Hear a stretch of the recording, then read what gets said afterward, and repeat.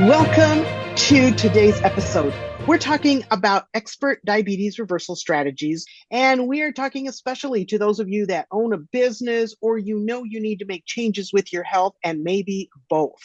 And we've done a lot of talking in the summit about exercise and movement. And today we're going to take just a little bit different angle on it because I have as our guest today Catherine Gray, and her area we're going to dive into in a minute is something that's going to provide some foundational principles as you go to implement the things you've been learning in the summit. So welcome, Catherine. So nice to have you here. Thanks so much for having me. You know, Catherine has her BSc in sociology, so she's always been interested in what makes people tick, because that's kind of what sociology is about. And she currently works with organizations, teams, and leaders to massively improve their results through focusing on individuals' mindset and natural talents. And although she does a lot of work in this business area, you don't have to be in business to be able to really take home some great tips and tools today from this interview. She likes to focus on energy, effectiveness, collaboration, and communication, something that helps all of us up-level our lives no matter what we're doing. She's been coaching since 2016, and now she likes working with leaders to discover their strengths so that they can actually thrive, both in the workplace and at home. So a lot of that is around a focus on positive habit building. How many of you think that maybe you need to add a positive habit to your life after we've talked about exercise and movement for the last couple of weeks? You know, Catherine comes to us from Bristol in the UK, where she lives with her husband, 2 sons, and an occasional foster child. So you can tell she never has a boring life. She loves to read. She's finished 40 books this year so far. I think that's a great record to try to break. And she loves spending time with her friends and being excited about any new ideas or activities that come her way. So I'm just so tickled that you can be with us today, Catherine, and I'd love to hear from you. How did you get started in the work that you do? Yeah, thanks. So it was actually a bit of a sorry start, I think. So I was quite an ill child. I had quite bad asthma. My mum was always looking for ways to kind of help me improve my lifestyle when medical things weren't perhaps doing what they could. And when I was 12, I think they realized that everything they were trying medically wasn't really working. And I basically had undiagnosed ME, so a form of chronic fatigue. And at the time, the doctors in the UK didn't think that children could get chronic fatigue. So they just kept saying, oh, it's something viral, or maybe try this, or maybe try that. And interestingly, my dad had it a few years before. So my mum was on it. She was like, this is what it is. Why is no one listening to us? And so I had that for basically my whole teenage years. And as you, well, I don't know whether you would assume this or not, but the things that people started saying to me were things like, come on, just, change your mindset, think differently. Might all be in your head. Why don't you do all these different things? And at the time, that was obviously quite devastating to me because I basically just had an invisible illness and I couldn't think my way out of it. But once I kind of got through that and forgave those people for saying things that potentially weren't very helpful at the time, I did then go on this massive self-development journey of being like, okay, well, who am I then? And how do I do life well? What works for me and my mind and my body, and what doesn't? And why might that be different from other people? That's the short version. Well, that's fascinating. And I find it so often that where people end up working and serving in their lives is rooted in early experiences. And often, especially in health, it's rooted around health challenges that the medical establishment wasn't able to really address or take care of. So I think that's just so interesting. And as we look at potentially needing to add some good habits to our routine and whatever, I think all of us have been in a place where we've determined we were going to do some good thing, start some new habit. and then find ourselves sabotaging ourselves. So how do you work with clients and the way they're thinking or what they're telling themselves that can help them stop self-sabotaging? Because we've all been there. Yeah. It's you do it all the time, don't you? So my main joy is finding out who this person is in front of me every time I meet someone, and what really makes them tick and what really gives them energy, because it might not be what they've been led to believe is what gives them energy. So we basically go on a bit of a self-discovery journey together, and I have an interesting balance of kind of gentleness and really quite extreme challenge with people where you feel very loved and held, but at the same time I'm like, we're definitely going to do something about that, and now. So yeah, just helping people via a process of, maybe they want to go down some psychometric assessments or kind of do some cool personality tests, or there's so many things out there that some of them I can facilitate, and some of them we just kind of go and do our own research or find someone else who's very highly qualified in the right thing. That can be one side of things. Other side of things is looking into mindfulness and just things that we know are going to be in alignment with what we already understand of ourselves. So I'm also run a really interesting program which pulls from cognitive behavioral therapy, positive psychology, neuroscience, just kind of all the things that you wish you knew more about and are amazing. And it kind of pulls it all together and goes, okay, what is it that specifically you do most to self-sabotage? And let's get that out in the open. And then let's do mindfulness techniques and learn things about you that directly impacts those sabotaging behaviors. And for me, as someone who just loves learning and loves finding out about myself and others anyway, I didn't think that I could be that wowed by anything else that I came across. I love hearing it. I don't think I've got all the answers, but I didn't think I'd be blown away by it. But this thing is called positive intelligence, and what I found there has been transformative for me. So therefore, if people are wanting to learn a bit more about that, then I often share that with them as well. So I'm curious, can you share from your personal experience, how did this help you to stop self-sabotaging? Could you give us an example of somewhere where you were and then how this helped you switch? Yeah. So there's this little short questionnaire that you can do called Discover Your Saboteurs. And I did it and I thought, this is going to be really fun. How on earth is it going to know me? We'll just give it a go. And it came back, it's got really cool graphics. And it came back and it says your top saboteurs are restless and avoider.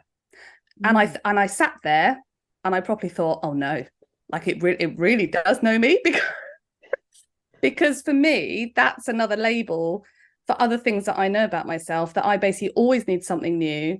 I regularly am sat on the sofa going, I want to achieve things, but I equally want to watch a box set, read a book, do some knitting, phone a friend. I want to do all of those right now at the same time, and that's not possible.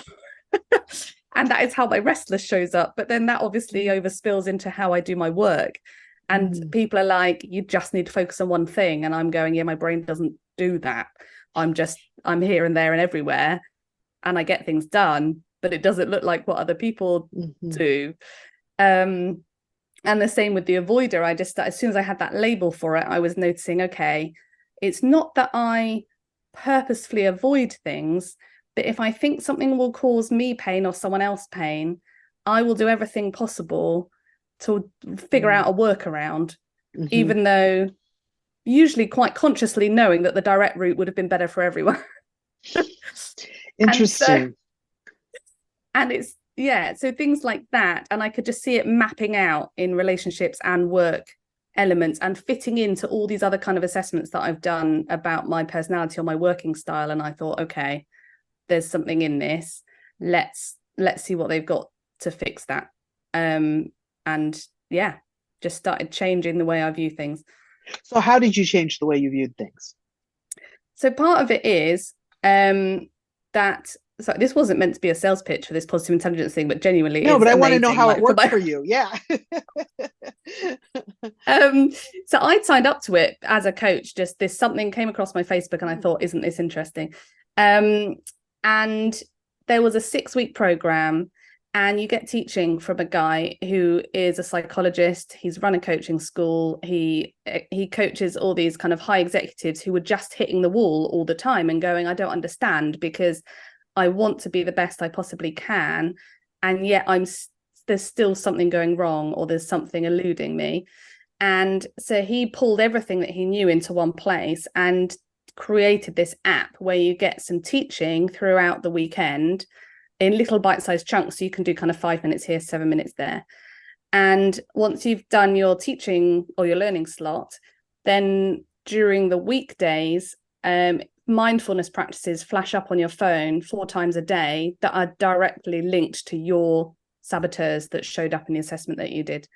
And so you just feel known, and it basically is just direct at the stuff that you know you need to sort out and are probably not sorting out, and other things you just sat there being like, wow, I just had never put those two things together. Mm-hmm. And I think for me, it was probably some things that people close to me had been saying as well, but I wasn't able to hear it from them because I would have taken offense or been like, no, like it's all fine. But because there was this man that I'd never met before, but I very much trusted, and it was just coming through my phone, I was just like, oh, right, we better do something about this. That's so interesting. So what I hear you saying is that after you were able to identify some of the areas and ways of being that were sabotaging the outcomes you wanted, this particular app or program would help remind you, like it would give you these cues, right? After you'd learned something about maybe a different way to interpret a situation that popped up to you, instead of avoiding, how would you just go through it, be direct about it? So then you would get these little cues about, and I'm just guessing, it'd say like, what have you been doing in the last hour? And like, how were you avoiding? Have you been avoiding? Would it do things like that? Yeah, do you know, I'd love to know more about the science, how he came to this point. Yeah. He does tell a lot of his story, but just for me, I would love to just quiz him even more, because for me, it was quite triggering if someone said, that's in your mind, you have control over your mind, because of all my illness experiences. Like I just couldn't receive that. And I had quite a probably like visible reaction, being like, oh my gosh, you're telling me that I'm making it up and I can't go any further with this conversation. Whereas to hear it with a different lens on, of a person saying, actually, everything in your mind is controllable, you know, unless there is a medical reason and you need medical intervention, great. But there's all this stuff that actually completely is within your control. And what do you want to do about it? And you just hear these really helpful, I guess what I was saying about my coaching style, gentle but kind of slapping in the face at the same time, messages of, well, where's the gift? There will be, like, even if you've had the worst day of your life, there will be a gift somewhere, something good. And have you gone and looked for it? And things like that I wouldn't have been able to take on board from anyone else. Yes. But because it was coming at me regularly in these mindfulness things, I was just like, all right, yeah, there is it's a lot of good stuff happening, and I just wasn't banking it. And yeah, so I love that. It will be 2 minutes of them going, okay, think about something that's just coming up or has just happened, and what judgment call did you make on that situation, and what do you now want to label it as? So just, yeah. I love that, because that is so powerful. If someone is not really acquainted with cognitive behavioral therapy and some of those related kinds of therapy, where you're actually becoming aware of the messages you give yourself, your self-talk, the way you are dealing with things, and catching what is it that's sabotaging the results you're looking for, it is very powerful. Because like you said, when a situation presents itself, we get to decide what that situation means to us. We are the ones that assign the meaning. It's a very neutral anything, but we decide whether, oh, that's triggering, or that's boring, or that's fascinating, or that all happens in our head. And I think that the way this particular program worked, where it started by just making those things aware so that you could start seeing yourself, start thinking about your thinking, as I like to say, that Mm. that can be very powerful in identifying what are the things that are getting you off track, keeping you from going towards your goal. And I think there's some really good resources that can be helpful as you want to do some of that for yourself. And maybe towards the end, we can talk about what some of those resources are, including this Oh, particular yeah. program that worked for you. I have some books that we could talk about right at the end. So yeah, I love that because The I think other the power, go ahead, go. Yeah, sorry. Just one more thing that I found fascinating is although the saboteurs can be personal just to you and everyone will have a different combination, there's also this idea that there's a universal saboteur called the judge. And actually, when you hear this, you'll go, oh, yeah, I totally knew that. But it's not, you weren't like noticing it all the time, that we all have this judge inside of us. And literally every single thing that happens to us, happens around us, happens internally in our mind, we're constantly labeling it, this is good or this is bad, and this is good and this is bad. And then every one of those judgment calls becomes associated with some kind of emotional or kind of some kind of other response. And it just becomes a kind of chain reaction. And I think that was also a massive turning point for me, not only to change what was happening internally for me, but to have more grace for other people as well. Or to change the way that I was responding to other people, because I was like, oh, they've always attached that to this, and that's not going to change overnight, but it can. Yeah. And and I think that it's so interesting that you had really developed those negative emotions around people telling you that what you were experiencing was all in your head, which was partially true, but it wasn't the whole story. And and a lot of times I think when somebody tells us like, oh, what you're feeling is totally in your head, and not acknowledging the emotional content, the how you're actually feeling, because that is reality, but then and separating what you're feeling from what you're thinking about what you're feeling, and realizing that the feeling may stay the same, but we can think about it differently. And as we think about it differently, emotions change, right? Yeah. Have you seen that? Is that true? Okay. Yeah, So definitely. It's all just rewiring the yes, pathways, isn't it? Of it is. It really is. And so as we become more aware of how we're thinking, and then maybe we realize along the way that we have been ignoring either what we're feeling or what we know we need, maybe putting it aside for other things that we thought were more important, people we thought were more important, and realizing that well-being and self-compassion is an important piece of what we're going to need. Let's talk about that a little bit. What do you think is a way that people need to think about these things to actually be successful in moving forward in their business, in their life, or in their health? Yeah, well, I don't know whether it's the same way you are, but I'm noticing here that we talk about well-being all the time, but I think people have stopped realizing what that means, and they know it's a good word to use and to keep an eye on, but I'm not sure. They either think they're doing a good thing, or they're doing something because someone else has told them to do a good thing. And I'm like, is that the best thing for you? Because partly because of my illness, and probably some beliefs that complete value judgments of, in my mind, I'm going, I hate exercise, I always need sweet food, I can't do this, I can do this. That I used to rest, to me, used to equal not moving. And definitely sitting still and doing something that occupies my mind, but in a way that that kind of turns it off, really. And I started going on a bit of a journey of that as well, of going, well, hang on, if we're all such individuals and different things impact us all in different ways, then definitely well-being is going to be along those lines as well. And just started looking into it. There's a really good, interesting TED talk all about the 7 types of rest, actually. And I won't be able to list them all off to you now, but go and look, just Google 7 types of rest TED talk. Is really good. And I just started noticing, do you know what it was? There was an Englishman who'd spent some time in Germany and America and England, like equally, though, and spent his life in those 3 countries. And he said to me, it's very interesting how different people use the word recreation, because here we don't use that word very much. in America, he was saying, I hear it all the time. And he said, really, that is what rest is. It's to be recreated and reset. And we, especially in the English language, we've completely lost the meaning of that. So he was saying, well, what recreates you? And I was like, well, movement definitely recreates me. Why did I always think that I had to sit down to sort myself out? And so I just started journaling, and I have coaching. All that coaches honestly have the most coaches for themselves. It's hilarious. Like, start asking people how many they have. It gets very silly.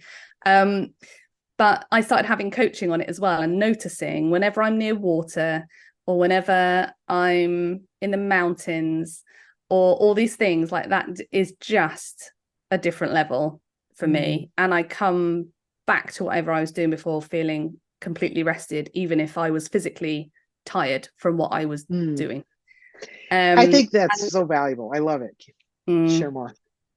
Yeah. And I think because I realized that for me, I then started, the coach in me then started not telling people that, but asking, so what is it for you? What are you noticing, or what is not working? And the same with books.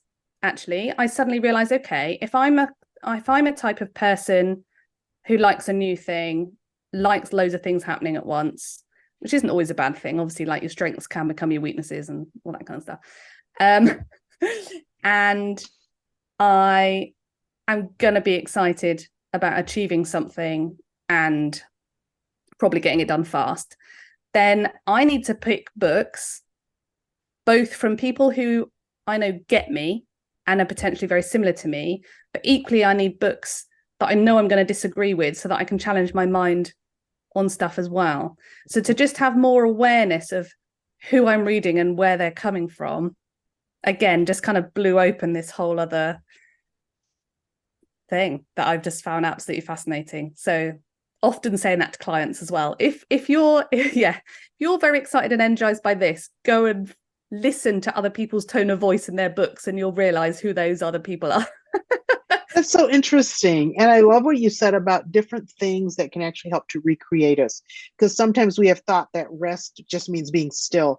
And although that's one type of rest, often just a change of pace. Like you talked about being outdoors for a while, especially if you indoors a lot, or you live in a city, like getting out into nature. And those just change of environment can provide a different kind of rest, and one that we all need. And, I think about even our bodies, the way they're created, rest is built in. Like, our eyes blink and rest from seeing several times a minute, usually. Our heart rests between heartbeats. I think that our whole body is designed with cycles of rest. And understanding that and paying attention to that is so important. In fact, it reminds me of a story from history around the time of the French Revolution, when they experimented with a 10-day week, thinking that maybe they could get more done. And what we actually saw was that productivity drastically dropped, and it was a complete failure, and they went back to a 7-day week. And it's just interesting to me that, our bodies are really designed to have rhythms, and understanding our rhythms and how to respect them can make a big difference for us as well. And before we end here, I want us to talk a little bit about the power of dreaming and planning in the way that motivates you. So tell me more about that. Yeah. So again, I just realized the more I looked into it, the more individualized this thing is. I was hearing loads of people saying big statements that I kind of agreed with, but I always found the anomaly for. And I just thought, you know what? Not everyone can dream and plan in the same way. And maybe I can be a brilliant coach for the people who need my take on it, and they're feeling very stuck. And equally, maybe people who are kind of personality twins with me also need that, just so that they feel understood. And so let's just not assume that we are going to find a quick match to that necessarily, or that if someone says to you, what are you going to be doing in 5 years, some people will instantly light up and will tell you everything that they're doing in the next 5 years, even if they don't know how or when that's going to happen. Other people just look so confused about that question and are just like, literally, I don't know what's happening tomorrow. And that's okay. Like, it's just the different ways. And I think I always come back to, okay, what is helping us to work in our most natural state while still challenging those things so we keep growing. So I think I just, although there'll always be things that kind of come to mind of like, oh, I might ask this question, or this might help this person, I'm always making no assumptions as to what that person actually needs. Yeah. So it just, I was kind of laughing to myself then internally, because I used to run like a goal setting kind of sign up for your best year yet program, and I loved it. And it had like funky little, like, it came with software and you could like drag all your things along. It was all color coded, and I was like, oh my gosh, this is very exciting. And then I was just like, there are going to be very specific people who are excited about this, and it's not going to work for loads of other people. And it was just, I decided to try it out for a bit, and it was brilliant for me and a few others, but just, it was comedy. Like, the people who just came up and were like, well, but why doesn't it do it like this? And why, I don't understand that bit. And I'm like, yeah, this is no. That's so interesting. And I do think it points up our uniqueness. We all have different backgrounds and experiences. And so the way that we approach some of these habit setting sorts of routines, implementing things into our lives, isn't going to look the same for everybody. But everybody can be successful in looking for ways to integrate this. I think it's links back to, I call it your motivation. So I know that my whole life is motivated by needing to have fun, and I'm enthusiastic about everything. And actually the flip side of that is being sabotaged by restlessness. And so it's like I was saying, like, your greatest strength can be your greatest weakness. And so my avoider is, I probably shows up more in a negative way than a positive way, but I can really go for it and get so much done, and just like, you know, it can look like everyone's going, how on earth did you get all that done in a day? And I'm like, I think I just told the avoider to shut up, and I needed to get something done. And so knowing where you're coming from with that also just speaks into so much of the future stuff, because I'm only going to be able to plan and hope and dream if fun is the thread throughout all of that. And for someone else, that's going to be serving others, or it's going to be learning, or it's going to be safety, or it's going to be, there'll be something that you need that excites you but also holds you within all of that. So just finding out more and more about it all is the key, I think. And having accountability is, I love it. I think accountability is a big one. Absolutely. And I think that's where having like a health buddy, having a supportive friend, having a coaching relationship, all of those are ways to get the accountability that can help you to be successful as you want to implement these things on a long-term basis in your life. So that's been awesome. And I would love, do you have a couple of resources that might be helpful to people that are wanting to maybe explore a little bit more about motivation, emotional content, how we interpret the world around us, that sort of thing? Yeah. So if you go to a website called stopsabotaging.co.uk, that is where you can, two things will happen. You can find the funny saboteur assessment that I told you about, but if you put your email address in and go via the stopsabotaging.co.uk page first, that'll also get you like a free consultation with me if you wanted to. Like this, you don't have to, but part of my enthusiasm is just meeting people and being like, hi, who are you, what's going on? Yes. So that is, if you wanted to, that's there. And then, gosh, I'm trying to like, because like you said, I read so much. I'm like, which book do I even want to start with? Well, think of one. I'll share two of mine while you're thinking. Okay, yeah, you go first. One of mine is SOS, Help for Emotions by Dr. Lynn Clark. It's written for like the ordinary person on the street, very easy to understand, but also addresses many of the faulty thinking patterns that sabotage us. So that's a really good one. And another one that I really like is Telling Yourself the Truth. which is written from a Christian perspective, but works through how do we manage emotions more effectively, especially the negative emotions that often get in the way of our best success. So those are two of my favorite books. Did you come up with one you want to share? Well, it's actually like a whole series, but I don't, have you heard of a guy called I can never say his name either, Gabor Mate. I might have said it wrong. He is like a trauma specialist. Oh, and so that's the kind of my foster carer bit coming out, but just what he understands about the human brain and the things that we start telling ourselves because of things that may or may not have happened to us in childhood is just incredible. And although what he's talking about might not seem immediately relevant to you, it really opens your mind to things and helps you relate to other people in just such a deeper way. It's amazing.